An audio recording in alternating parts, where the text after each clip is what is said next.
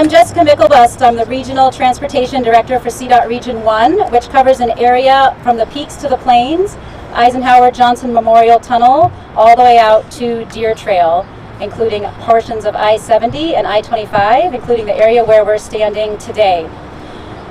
Where we're standing is a place where one of the oldest bridges on the Colorado State Bridge Network once stood. Built in 1911, I can imagine the Alameda Bridge behind me. It had users crossing generations. We've found women riding bicycles in long flowing skirts, photos with motor cars from the roaring 1920s, Chevy Bel Air muscle cars from the 1950s, and today, fully electric cars.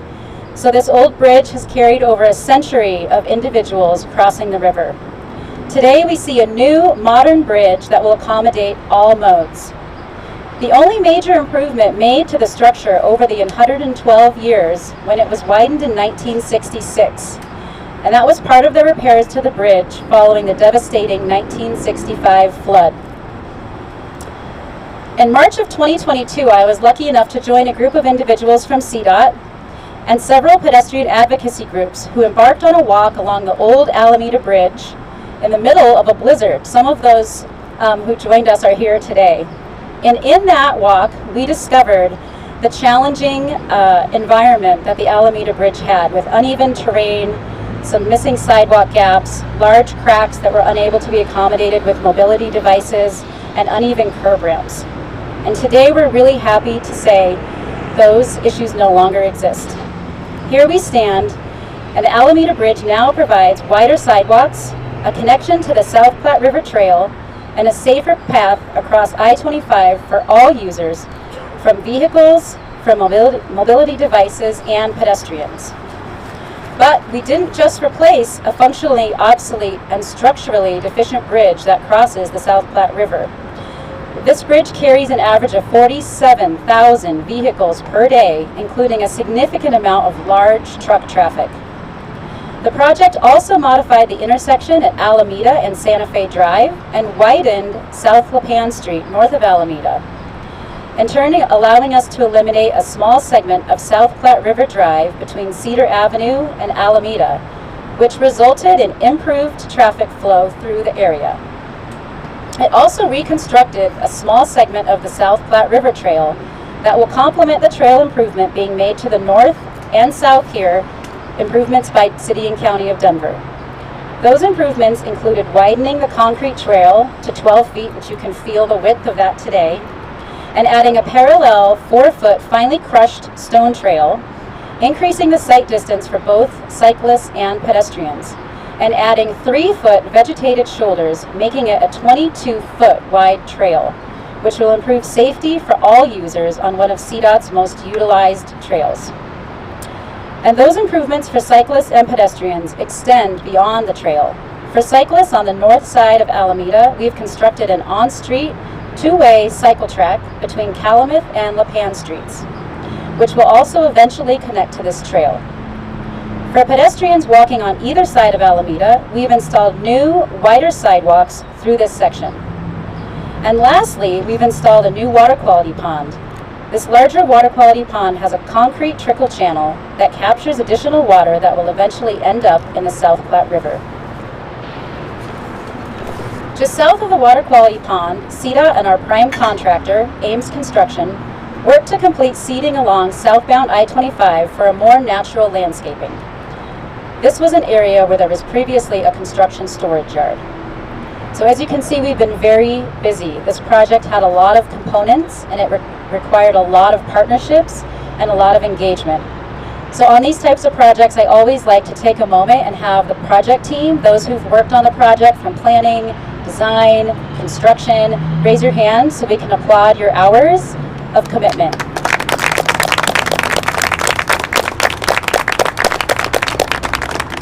And our fearless project manager, Zach Miller, wasn't able to be here today, but I want to give special kudos because this building, this type of a project is really challenging. As you can hear, it's really loud. It's a very hostile environment for being working at night in conditions that are unpleasant and unfavorable. It's dark, it's windy, it can be rainy, it can be stormy.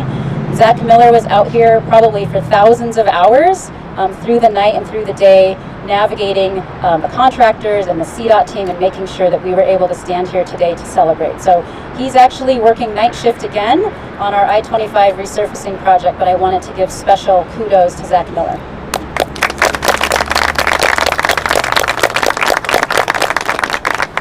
And thank you very much to our contractor as well. I would now like to introduce CDOT's Acting Executive Director, Sally Chafee. Director.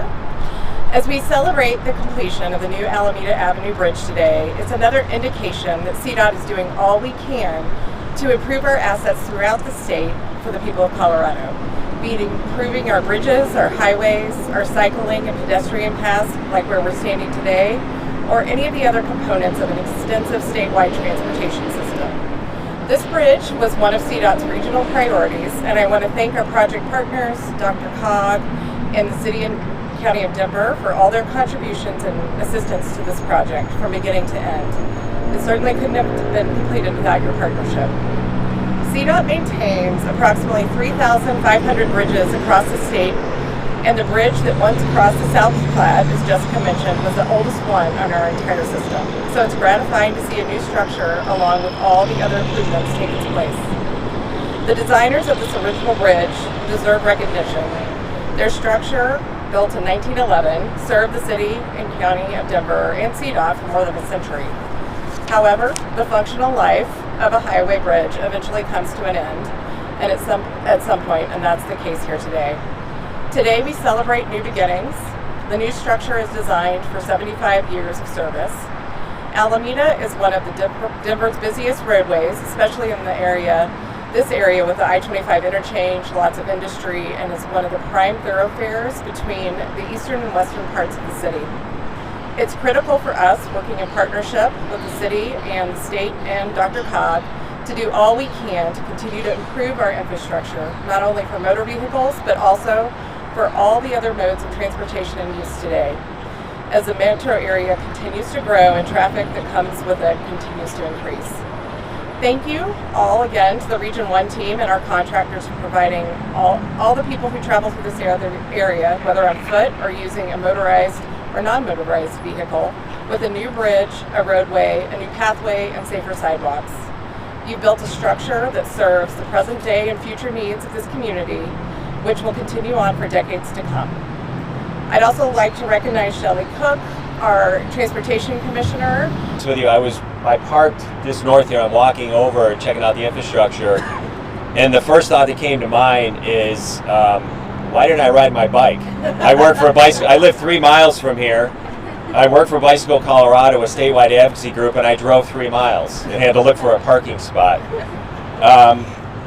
So I work for Bicycle Colorado. We advocate for safe biking and walking across the state. And one of the things I love about my job is I get to travel the state, talk to folks about their needs when it comes to mobility in their community. And I can tell you without question that more and more people want to be able to move around their communities by foot and by bike, and they want to feel safe doing so. We're seeing more and more people who want to travel on e-bikes and leave their car keys home. But we also hear from them is that they want to feel safe. And so I truly believe that the key to getting more people moving around their communities, which is good for our air and it's good for our mental health and our physical health, is to make sure that people of all ages and abilities have safe places to bike and walk. And so I'm here today not so much to celebrate the bridge and the vehicle part of it, although I do drive across the bridge, but to celebrate the biking and pedestrian component of this. This is a model of an infrastructure project that just doesn't accommodate bicyclists and pedestrians, because accommodate kind of connotes an afterthought. This really prioritizes the movement of all people, and especially pedestrians and bicyclists. Just going to wrap up in planning, designing, and constructing this infrastructure. This is a big win in our minds at Bicycle Colorado, so just thank you for this effort. Pose with scissors first. Are we going down or up? Yeah, I don't know. Ready position. Watch those things. Are we counting? Don't touch it. Okay, on the count of 3, we're going to go ahead and cut. 1, 2, 3. Don't tell.